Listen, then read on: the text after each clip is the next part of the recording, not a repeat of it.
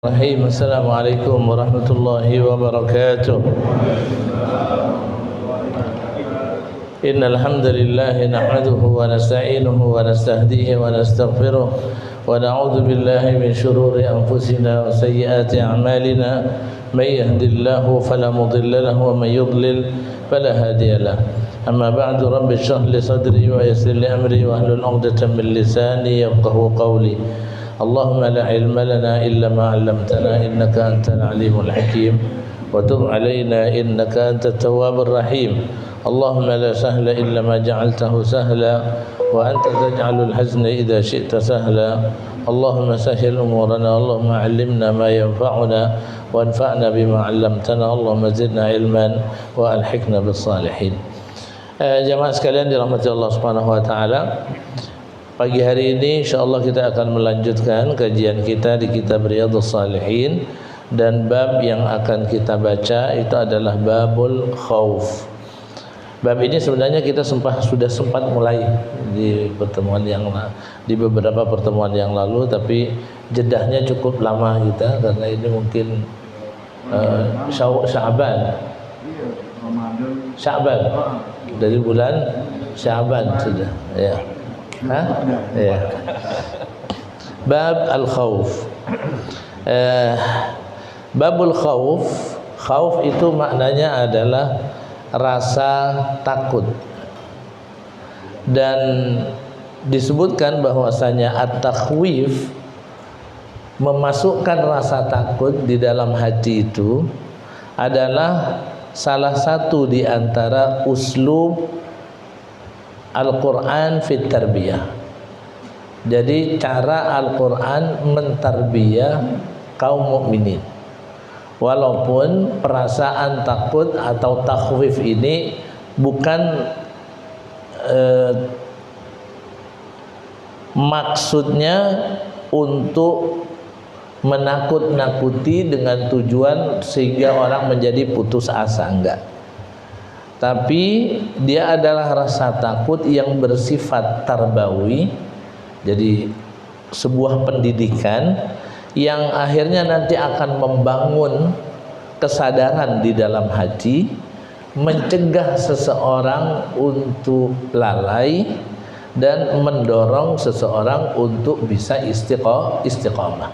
Jadi dia punya tujuan dan dia tidak berdiri sendiri. Ya, ada namanya takhwif, atau ada istilah namanya tarhib. Takhwif atau tarhib. Jadi memasukkan perasaan takut ke dalam hati. Tujuannya bukan supaya orang pesimis atau supaya orang akhirnya putus asa, enggak. Tapi tujuannya supaya orang bisa menjauhi kemaksiatan, takut untuk melanggar dan lain semacamnya. Nah, tapi dia tidak berdiri sendiri, dipadukan oleh Allah Subhanahu wa taala di dalam Al-Qur'an dengan metode namanya ada tarhib ya, ada targhib namanya. Nah, kalau targhib ini pemberian kabar gembira sehingga melahirkan harapan dan lain semacamnya. Yang akan timbul nanti jemaah sekalian dirahmati Allah Subhanahu wa taala dua sifat, yaitu sifat al-khauf, perasaan takut, tapi diikuti juga dengan perasaan ar-raja. Raja itu orang mengharapkan. Jadi tidak pesimis. Dan dua sifat ini harus ada pada diri seorang muslim. Al-khauf war raja. Ada perasaan takut tapi ada perasaan harap.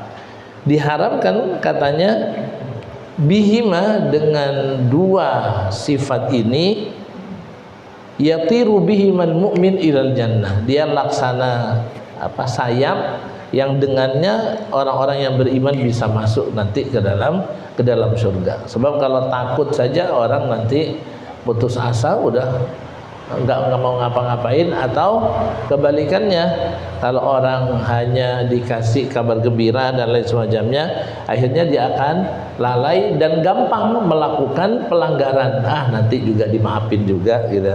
Makanya ada dua istilah ini, ada istilah targhib ya, atau pemberian kabar gembira, pemberian dorongan dan motivasi. Kemudian ada tarhib. Tarhib ini pemberian peringatan yang tujuannya bisa memasukkan perasaan takut ke dalam hati, dan perasaan takut ini yang akhirnya menjadi rem sehingga orang tidak melakukan kemaksiatan. Jadi kalau kita lihat di dalam Al-Quran Karim, banyak ayat-ayat yang nadanya seperti ancaman, tapi di lain ayat ada nada-nada pemberian kabar gembira. Dan begitulah Nabi SAW memang diutus oleh Allah Subhanahu Wa Taala, basyiran wa nadhiran, pemberi kabar gembira dan pemberi peringatan. Ayat pertama yang disebutkan oleh Al-Imam An-Nawawi, beliau akan menyebutkan ayat-ayat yang bersinggungan dengan perasaan takut itu. Ayat pertama, qala Allah Ta'ala, ya silakan baca. Qala Allah Ta'ala wa iyaya farhabun. Silakan terjemahannya Pak Madun. Antum bisa antum bisa nunjuk karena mic-nya bisa jalan. Hanya kepada kamu harus takut atau tunduk. Ya. Ya. Dan hanya kepadakulah hendaklah kalian hanya kepadakulah hendaklah kalian takut. Ayat ini jelas menunjukkan perintah, kewajiban orang mempunyai perasaan takut. Karena itu memang salah satu metode tarbiyah di dalam Islam. Orang merasa takut sehingga tidak mau untuk melanggar. Di ayat ini disebutkan wa iyaya farhabun, dan hanya kepadaku hendaklah kalian takut. Kata para ulama, ayat ini hampir senada dengan kalimat iyyaka na'budu, hanya kepadamu kami mengabdi. Jadi tidak boleh ada pengabdian kecuali kepada Allah Subhanahu wa taala. Di ayat ini wa iyaya farhabun, dan hendaklah hanya kepadaku kalian punya perasaan takut.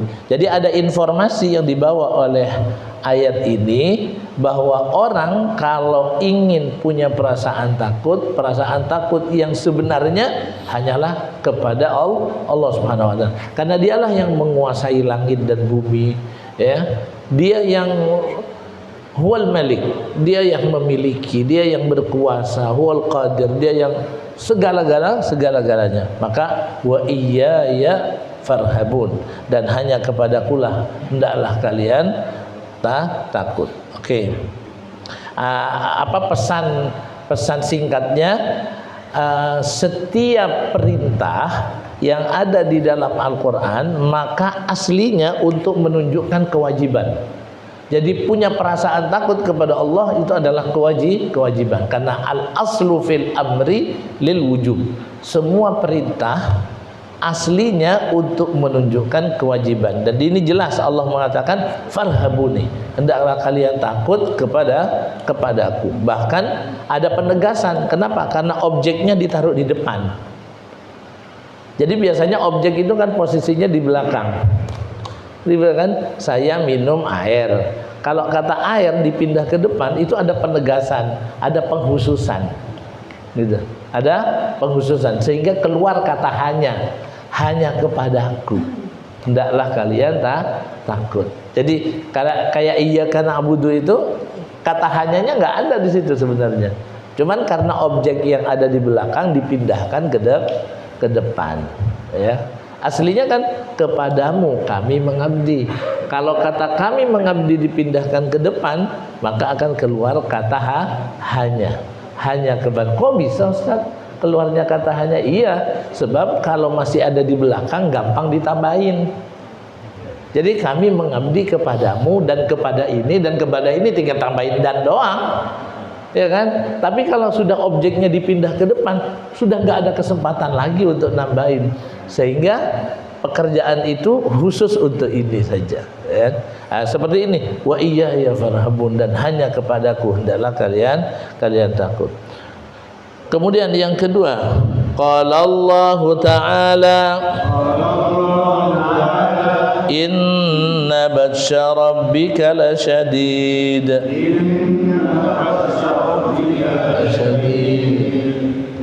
Sesungguhnya azab Rabbu benar-benar keras. Oke, jamaah sekalian, ayat ini menginformasikan tentang kerasnya azab Allah Subhanahu wa taala. Ada penggunaan kata inna ini untuk penegas, kemudian ada kata la yang pendek itu la syadid, itu juga penegas juga, ya. Dan kata syadid kita sudah tahu maknanya adalah keras, ya. Apalagi batsh, kata batsh itu sudah menunjukkan azabnya itu keras. Inna batsya rabbika lasyadid. Jadi ayat ini informasi tentang dahsyatnya azab Allah, dan Allah Subhanahu wa taala ikuti informasi itu dengan penegasan. Dan memang jamaah sekalian, kalau melihat atau keterangan-keterangan yang berkenaan dengan azab Allah Subhanahu wa taala, orang merinding jamaah sekalian, ya. Orang merinding. Jangankan bicara masalah azabnya, ya. Neraka jahanam itu, kata Nabi SAW, pernah satu saat Nabi ngumpul dengan para sahabat, kemudian ada suara batu yang jatuh, dan semua orang mendengar saat itu, termasuk para sahabat. Rasulullah bilang sama sahabat, atadruna ma hadza, kalian tahu ini suara apa? Kata sahabat, Allah wa rasuluhu a'lam, hanya Allah dan Rasulnya yang lebih tahu. Kata Nabi, hadza hajarun, kalian tahu ini adalah suara batu yang rumiya fi jahannam, yang dilemparkan ke dalam neraka jahannam mundu sab'ina kharifan, sejak 70 tahun yang lalu, dan baru hari ini sampai ke dasarnya. Jadi itu suara batu 70 tahun yang lalu dilempar, dan baru sekarang nyampe. Kita nggak bayangkan, ya, orang yang jatuh dari lantai 10, 9 itu paling berapa detik jemaah sekalian, ya. Ini 70 tahun. Itu saja sudah ini belum bicara tentang azabnya, ya. Azab yang paling ringan yang Allah Subhanahu wa taala sediakan untuk orang-orang yang masuk ke dalam neraka, kata Nabi, ada nanti seseorang yang akan dipakaikan kepada dia na'lan, 2 terompa, 2 sendal minan nar, atau di riwayat lain bukan sendal yang dipakaikan, tapi ada 2 titik bara api yang diinjek, suruh injek jamaah sekalian. Tapi panasnya bukan main. Dari saking panasnya, riwayat itu menyebutkan yaghli bihi madimabuhu, yang make kakinya tapi mendidihnya itu sampai ke otaknya di kepala. Dan orang itu, kata Nabi SAW, mengira bahwasanya di neraka itu tidak ada orang yang azabnya lebih pedih dari dia. Orang itu mengira bahwa tidak ada orang lain yang azabnya lebih pedih dari dia, padahal itu baru yang paling ringan, kata Nabi. Kita nggak bisa membayangkan lagi. Jadi inna batsya rabbika lasyadid. Perasaan khawatir, perasaan takut semacam ini perlu ada di dalam hati kita supaya kita nanti bisa menjaga sikap dan perilaku kita. Oke, kemudian qala Allah Ta'ala wa kadzalika akhdhu rabbika idza akhadhal qura wa hiya zalimah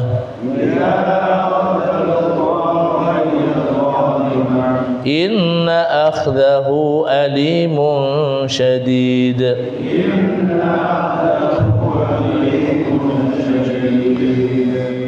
Silakan terjemah dulu. Dan begitulah azab Rabbmu apabila dia mengazab penduduk negeri yang berbuat zalim.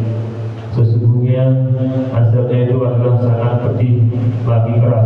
Ini jelas sama dengan kontennya dengan yang pertama, yang kedua tadi, inna batsya rabbika lasyadid. Di situ disebutkan alimun syadid, akhdahu, azabnya itu, siksanya itu alimun, menyakitkan. Alim artinya menyakitkan, ya, pedih, menyakitkan.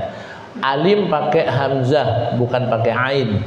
Alim, kalau alim itu maha mengetahui.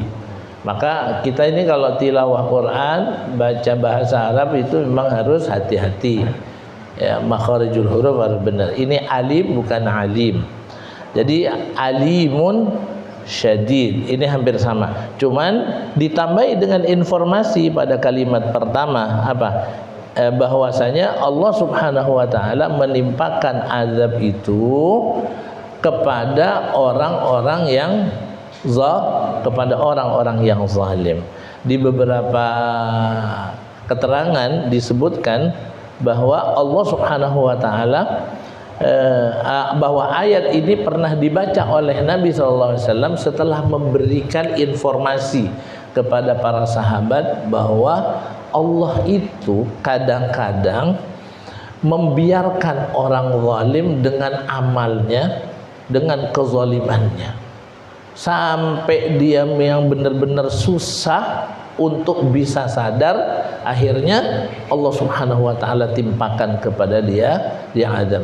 Ada orang melakukan kezaliman, ada yang memberikan peringatan kepada dia, tapi tidak dihiraukan peringatan itu, terus dia dengan kezalimannya. Akhirnya Allah Subhanahu wa taala timpakan azab yang pedih kepada dia.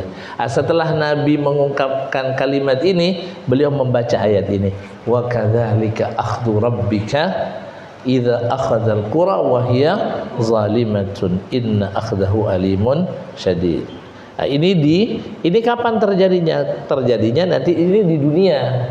Ya, informasi azab itu, azab yang di dunia. Dan kita bisa lihat jamaah sekalian, efek atau akibat dari kemaksiatan yang dilakukan oleh manusia, betapa banyak bencana yang terjadi disebabkan karena tingkah pola manusia. Dan itu di dunia. Karena kalimat berikutnya nanti akan Allah Subhanahu wa taala informasikan azab itu bisa terjadi nanti di akhirat. Kita lanjutkan. Inna fi dzalika laayatan liman khafa 'adzabal akhirah. Inna fi dzalika laayatan liman khafa 'adzabal akhirah. Artinya sesungguhnya pada yang demikian itu benar-benar terdapat pelajaran bagi orang-orang yang takut kepada azab akhirat. Jadi kalau ada azab yang ditimpakan oleh Allah Subhanahu wa taala kepada sebuah kaum di dunia, sebenarnya azab itu diperlihatkan tujuannya agar menjadi pelajaran bagi orang-orang yang takut akan azab di akhirat nanti.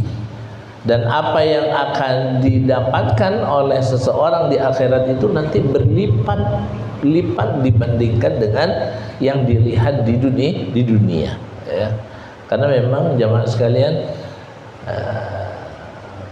kalau api, ya, api yang ada di dunia itu dibandingkan dengan api di akhirat itu 1/70,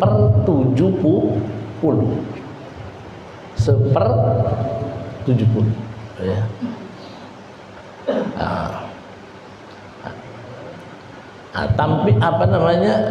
Azab-azab yang ditampilkan, kejadian-kejadian yang menakutkan yang Allah berlakukan kepada satu kaum di muka bumi ini, tujuannya agar orang-orang yang takut akan azab seperti itu di akhirat nanti bisa mengambil pelajaran. Lihat bagaimana Allah Subhanahu wa taala memberlakukan azab kepada misalnya kaumnya Nabi Nuh dan lain semacamnya. Karena pelanggaran mereka. Kalau kita melihat itu, nanti orang akan punya perasaan takut. Jamaah sekalian, kita nggak bisa membayangkan bagaimana kejadiannya pada masa Nabi Nuh alaihissalam. Ya. Kita ngelihat kejadian tsunami di Aceh itu sudah cukup untuk membuat kita ngeri, jemaah sekalian. Harapannya kalau kita melihat itu, kita bisa membayangkan bagaimana azab yang disediakan oleh Allah Subhanahu wa taala di akhirat nanti bagi orang-orang yang suka melanggar. Dzalika yaumun majmu'un lahun nas.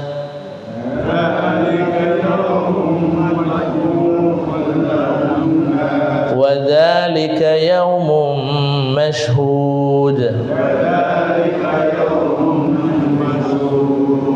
Wa ma nu'akhiruhu illa li ajalin ma'dud.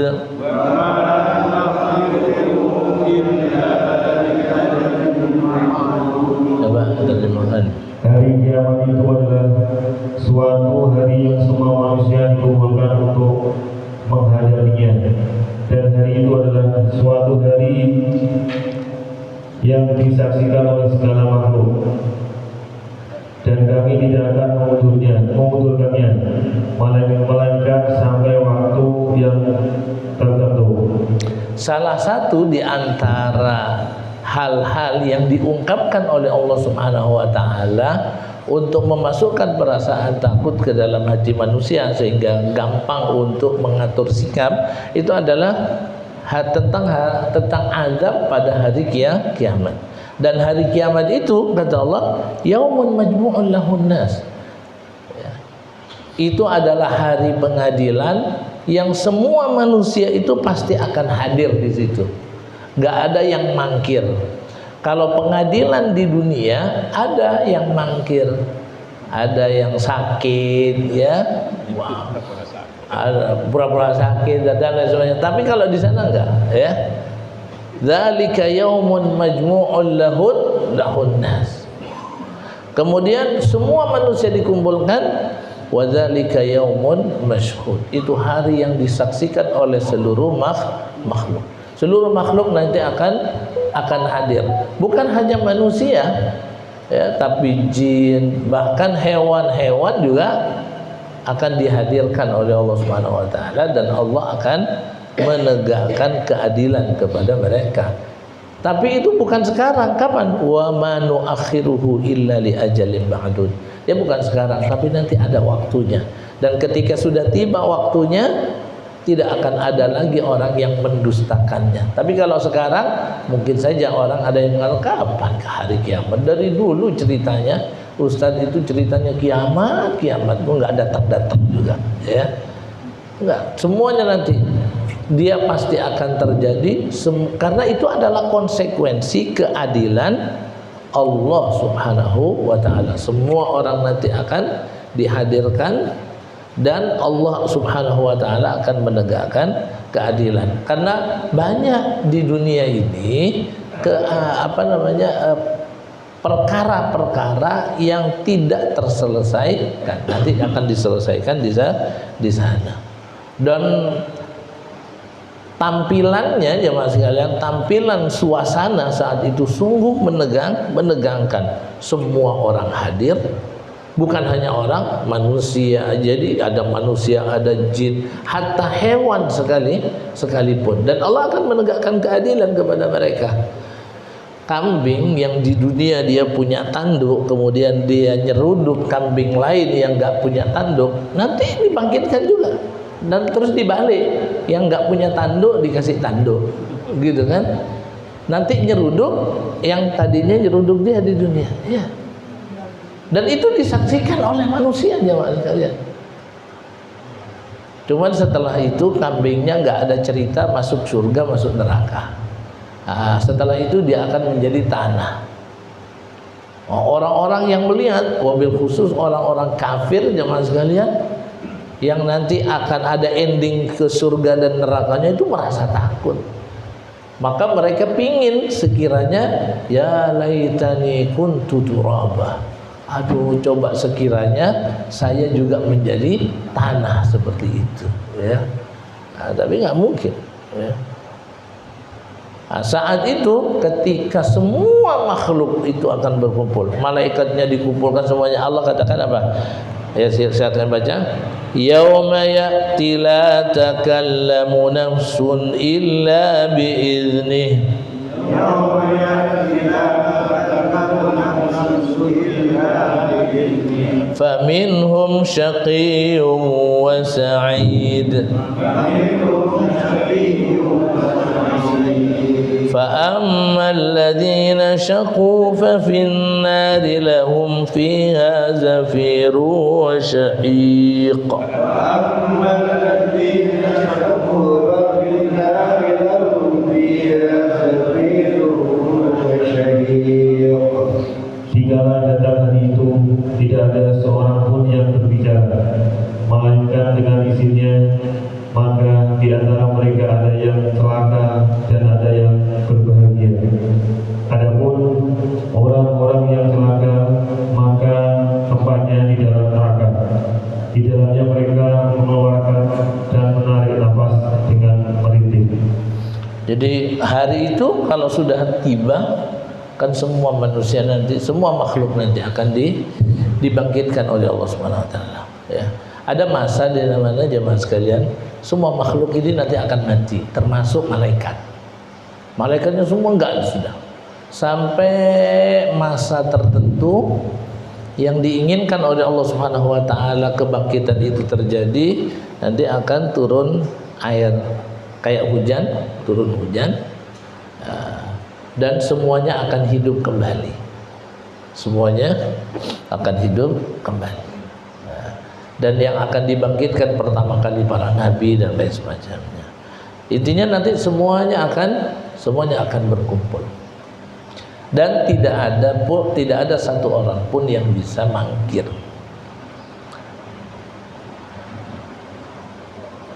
Saat itu Allah katakan la takallamu nafsun illa biiznih. Semuanya diam. Allah Subhanahu wa taala ini yang disebut oleh Allah sebelumnya, ya, ketika semuanya sudah mati jemaah sekalian, Allah katakan di dalam surat Ar-Rahman itu wa yabqa wajhu rabbika dzul jalali wal ikram. Yang ada hanya Allah Subhanahu wa taala saat itu. Ya, ketika semuanya sudah mati, enggak ada yang hidup kecuali Allah Subhanahu wa taala. Kemudian Allah tanyakan, mana tuh orang-orang yang dulu di dunia mereka sombong, ya, petantang, petenteng, adigang, adigung, adiguna, mana tuh orang? Nggak ada ya. Ya nggak ada yang jawab, mau mati semua. Wa yabqa wajhu rabbika dzul jalali wal ikram. Tapi kalau sudah tiba waktunya, Allah akan bangkitkan mereka setelah turun hujan, semuanya akan kelihatan lagi jemaah sekalian. Tapi saat itu tubuh-tubuh itu masih belum ada ruhnya, ya, masih mati. Kemudian dikembalikan oleh Allah Subhanahu wa taala ruh itu ke dalam tubuh-tubuh itu. Wa idzan nufusu zuwijat. Ketika jiwa-jiwa ruh-ruh itu dikembalikan lagi kepada jasadnya, sehingga semua orang nanti akan hidup. Kumpul semuanya, ya. Saat itu orang akan kembali seperti kondisi pertama kali dia dilahirkan. Enggak ada yang pakai baju dan lain semacamnya jemaah sekalian. Ummul Mukminin Aisyah radhiyallahu taala anha itu sempat mengatakan, "Ya Rasulullah, kalau orang-orang enggak pakai baju begitu, nanti sebahagian kita akan melihat kepada sebahagian yang lain." Nabi mengatakan, "Kamu tahu, kondisi saat itu sangatlah tegang. Semua orang panik dan tidak ada orang yang mau melihat orang lain." Jadi kondisinya memang seperti itu. Sehingga pantas la takallam, enggak ada yang berani ngomong, ya. Semua takut. La takallamu nafsun illa bi'idznih. Saat itulah nanti akan dimulai prosesi hari kiamat itu jamaah sekalian. Ada dihisab dan lain semacamnya. Ujungnya nanti faminhum syaqiyyun wa sa'id. Setelah ada acara hisab, ada ditimbang amalan dan lain semacamnya, nanti akan ketahuan. Faman thaqulat mawazinuhu fahuwa fi 'ishatin radiyah. Yang amal timbangan kebajikannya lebih berat dari keburukannya, maka dia akan berada dalam kehidupan yang menyenangkan. Wa amma man khaffat mawazinuhu fa ummuhu hawiyah. Yang amal keburukannya lebih berat dari kebajikannya, maka tempat kembalinya adalah neraka. Itulah faminhum syaqiyyun wa sa'id. Ada yang dia akan merasa tersiksa, dia akan ada kebalikannya, ada yang bahagia. Fa ammal ladzina syaqu fa fin nari lahum fiha zafirun wa syahiq. Apa tadi artinya? Adapun orang-orang yang mereka akan celaka, maka tempat kembalinya dia akan ada di neraka. Jamaah sekalian, orang yang kondisinya ketakutan seperti itu, suaranya nanti akan terengah-engah, keluar masuk, ya, dari saking takutnya. Allah katakan lahum fiha zafirun wa syahiq, disebabkan karena ketakutan. Makanya Allah katakan, kita lanjutkan, wa qala ta'ala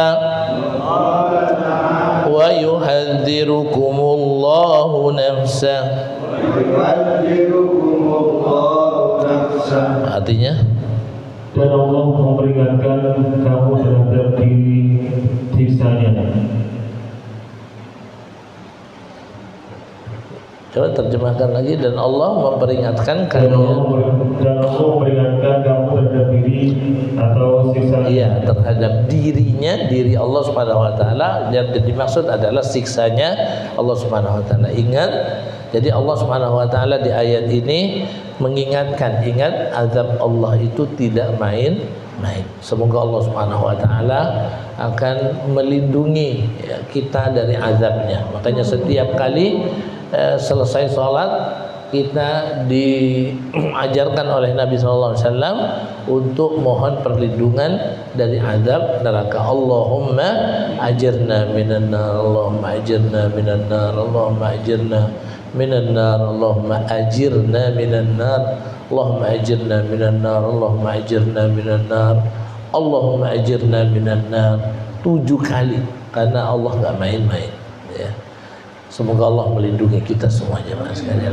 Kita skorsin dulu sedikit, kita baca salawat, ya, supaya ada kesempatan untuk untuk infak, ya. Kita baca salawat. Allahumma salli ala sayyidina بالقلوب ودوائها وعافية الأبدان وشفائها ونور الأبصار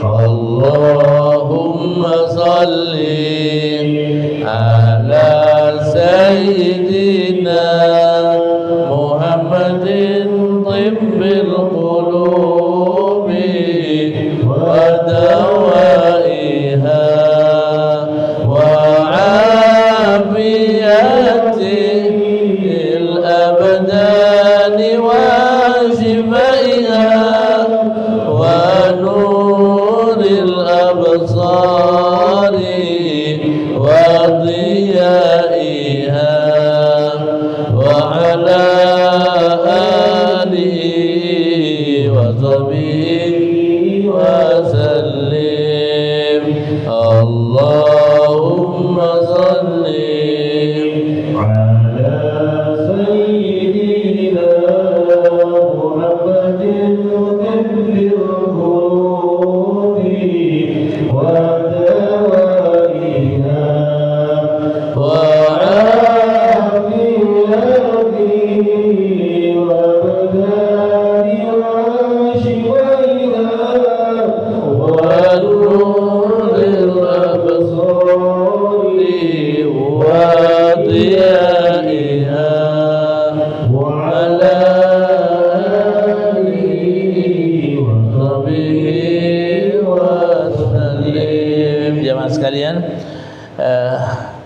tampilan kehidupan di hari kiamat itu atau kejadian hari kiamat itu sering dipakai oleh Allah Subhanahu wa taala di dalam Al-Qur'anil Karim untuk memasukkan perasaan takut ke dalam hati kita, ya.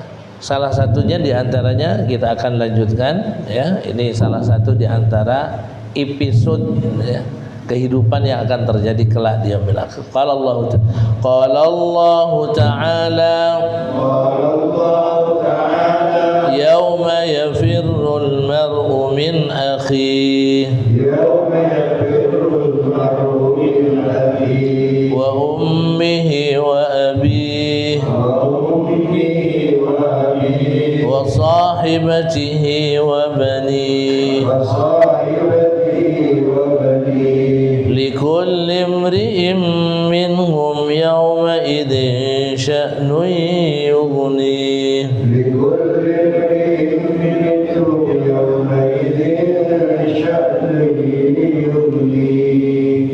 Pada hari ketika manusia lari dari saudaranya, dari ibu dan bapaknya, dari istri dan anak-anaknya, setiap orang dari mereka pada hari itu mempunyai urusan yang cukup menyibukkannya.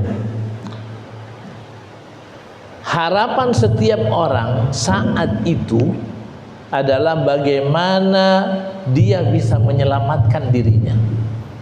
Nafsi. Dia tidak akan peduli lagi dengan orang lain. Sedekat apapun hubungan orang lain itu dengan dia ketika di dunia dulu. Bahkan kalau dia pikir ada orang-orang yang dikhawatirkan akan mencelakakan dia akan lari.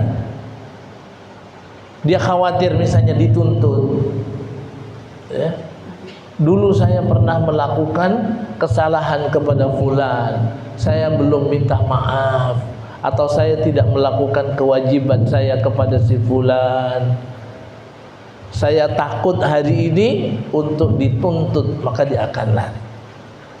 Gambarannya sangat mengerikan ketika Allah mengatakan yauma yafirrul mar'u min akhi. Bahkan orang itu akan lari dari saudaranya.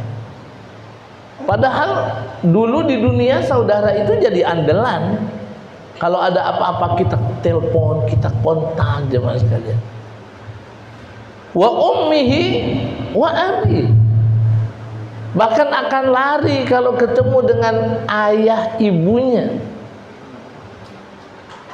Akan lari karena takut dia tidak berbakti gitu misalnya. Gimana kalau dituntut? Wa ummihi wa abi. Jadi anak takut ketemu, ya, orang tuanya karena takut dituntut tidak berbakti. Yang orang tua takut ketemu anaknya, ya, karena tidak mendidik dengan baik. Kan ayat begitu, Bang. Wa sahibatihi wa bani. Kalau ketemu istrinya kabur, jemaah sekalian. Dia akan lari. Dia akan lari kalau ketemu dengan anak-anaknya. Nah, setiap orang likulli imri'in minhum yawma idzin sya'nu yughni. Semua orang cuma mikirin bagaimana dia bisa selamat. Semua orang cuma. Nah, walaupun ada yang mengatakan ini adalah tampilan orang-orang kafir nanti di sana, ya. Di dalam Al-Quran Allah menyebutkan al-akhillau yawma idzin ba'duhum li ba'din adu illal muttaqin. Orang-orang yang di dunia saling mencinta di antara mereka, ya, saudara, kerabat, saling mencinta. Yauma idzin ba'duhum li ba'din adu. Sebagian mereka akan menjadi musuh bagi sebagian yang lain, akan musuhan. Sehingga pantas kalau Allah mengatakan yauma yafirrul mar'u min akhi wa ummihi wa abi wa sahibatihi wa bani. Tapi illal muttaqin, kecuali orang-orang yang bertakwa. Jadi kecuali pertemanan yang didasarkan kepada ketakwaan, nilai-nilai ketakwaan. Tapi kalau yang tidak ada, kan di dunia ini orang bisa berteman kan.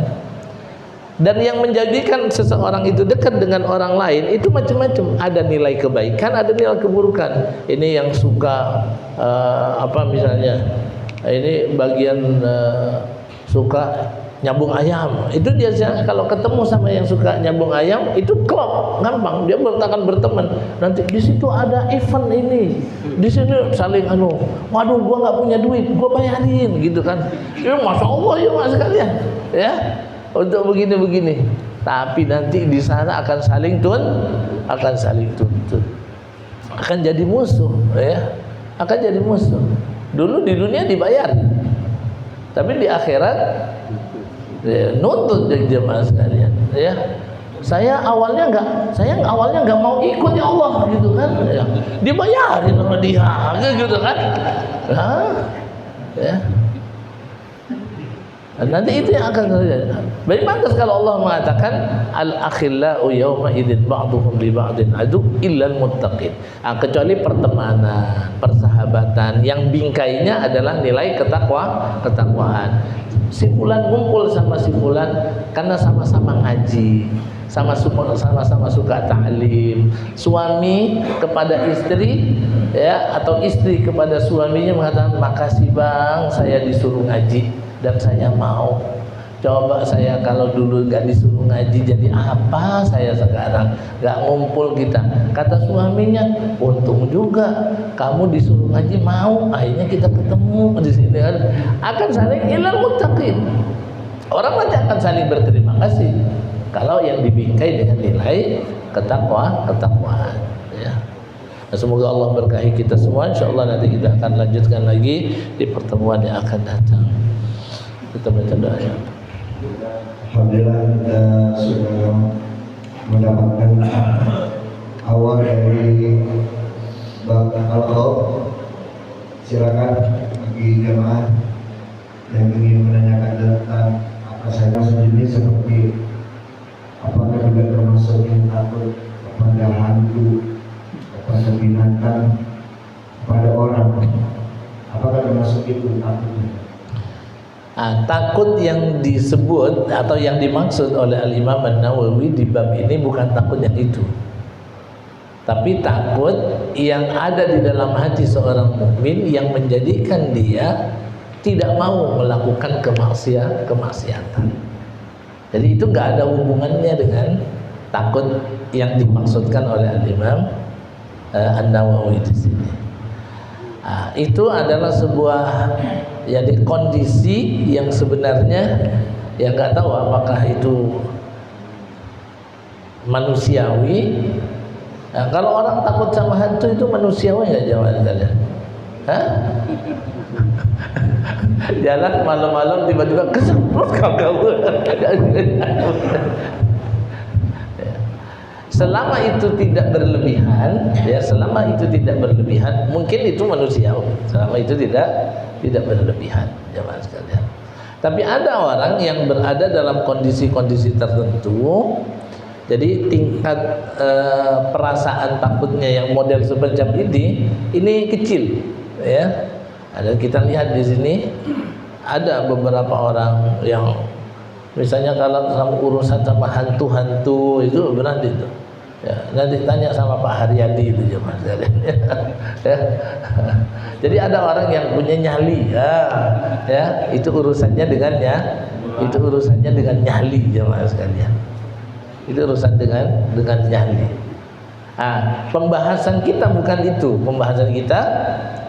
Jadi ada orang yang mungkin nyalinya sama hantu itu berani, ya, sama hantu berani. Tapi sama Allah takut, gitu, ya. Lah Sayyidina Umar sama Allah takut, tapi setan sama dia takut, jemaah sekalian, gitu kan, ya. Kalau dia lewat satu lorong, ya, lewat satu gang, Sayyidina Umar masuk papasan, dia yang mundur, jemaah sekalian, ya. Jadi itu takut kepada, jadi nanti itu nyali, ya, nyalinya kecil, ada yang nyalinya yang besar. Cuman karena ada riwayat mengatakan begini, man khafallaha siapa orang yang takut kepada Allah, khafahu kullu syai'. Dia akan ditakuti oleh segala sesuatu. Wa man lam yakhafillah, siapa yang tidak takut kepada Allah, khafa min kulli syai'. Dia akan takut kepada segala sesuatu. Sehingga dalam cerita-cerita itu ada seorang saleh yang dimasukkan ke dalam penjara, kemudian cara untuk dihabisi dia itu, sipir penjara itu memasukkan ke situ, ke dalam tempat kerangkainya itu singa yang sudah dilaparkan. Jadi supaya tersiksa di situ, supaya dimakan, dihabisinya mas sekalian. Nah, hamba yang saleh ini ada dalam sejarah itu disebutkan. Dia hanya berdoa kepada Allah Subhanahu wa taala karena perasaan takutnya hanya kepada Allah. Dia berdoa dan mengatakan, jadi wahai singa, kalau engkau memang hamba Allah Subhanahu wa taala, bergerak karena Allah Subhanahu wa taala yang menggerakkan kamu, maka ketahuilah kita ini juga sama, saya juga adalah hamba Allah Subhanahu wa taala. Kata orang kita, sesama hamba Allah. Dan benar dalam sejarah itu disebutkan bahwa singa itu akhirnya diam saja, jemaah sekalian. Singa itu diam saja, nggak ngapa-ngapain. Ya. Jadi man khafallaha, siapa yang takut kepada Allah, khafahu kullu syai', maka dia akan ditakuti oleh segala sesuatu. Ya, ini mungkin tingkatan tinggi ya mas sekalian. Wallahu a'lam. Kalau perbedaan antara yakhsha itu dengan khauf itu, ada yang menyebutkan, kalau nggak salah nanti bisa dicari lagi, walaupun secara umum maknanya hampir sama ya, maknanya hampir sama. Nah, kalau yakhsha, kalaupun ada perbedaan, nanti kata yakhsha itu adalah perasaan takut yang diikuti dengan ta'zim. Makanya di dalam Al-Quran disebutkan innama yakhshallaha min ibadihi al-ulama. Sesungguhnya orang-orang yang berpotensi untuk takut kepada Allah Subhanahu wa taala adalah al-ulama. Karena mereka mengetahui ilmu, ya, mereka punya ilmu, dan ilmu yang mereka miliki itu memberikan pengetahuan kepadanya tentang kebesaran Allah dan lain semacamnya, sehingga timbul rasa ta'zim dan keluar rasa takut saat itu. Ya. Wallahu a'lam. Nanti kita bisa cari lagi jemaah sekalian keterangan ulama tentang perbedaan antara, memang ada beberapa kata, ada khauf, ada khasyah. Ada khauf, ada khasyah. Wallahu a'lam.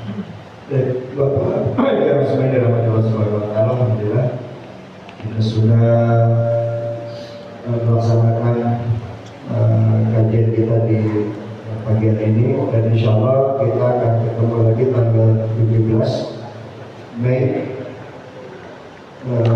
di Musola Al-Amin. Di Musola Al-Amin.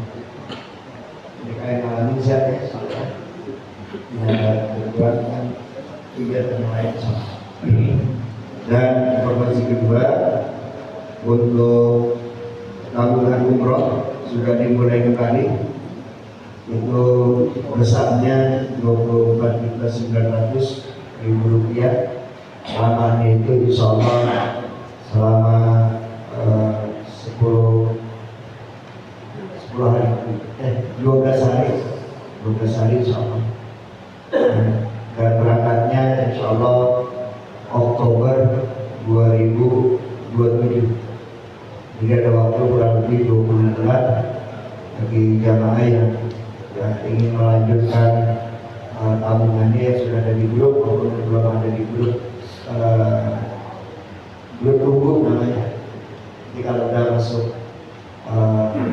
lebih dekat kita akan masukkan grup masih ada keberangkatan istiqomah. La ilaha